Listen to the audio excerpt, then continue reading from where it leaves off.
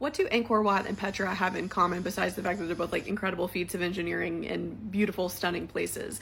I've been lucky enough to travel to both sites this year, and what's really interesting is that both of these were built in a unique way. They were built from the top down. Let me explain.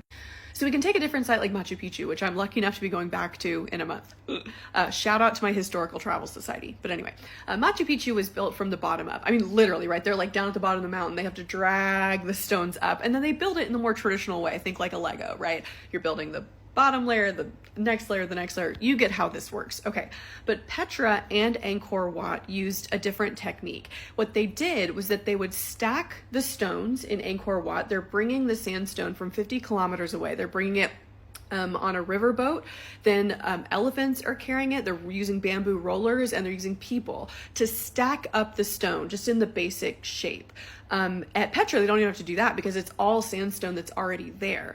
And so what they're doing is they're building up like a sand dune, essentially. Over at Angkor Wat, they're stacking the stone, and then they're building up earth to make essentially like a big hill with the stone in the middle. Or in Petra, a big kind of sand dune with the sandstone in the middle.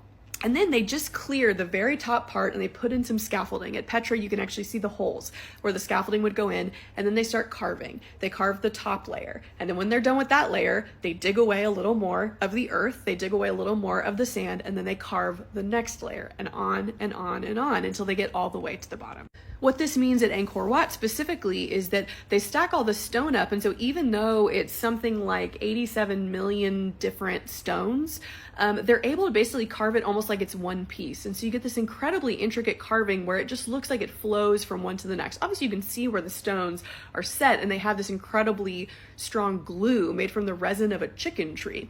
And other things as well. So this incredibly strong glue to kind of hold it together. In Petra, they don't need that. It's just the solid sandstone. But either way, they're able to get a lot more intricacy in the carving because they're able to basically approach it like Michelangelo would, right? A big block of marble.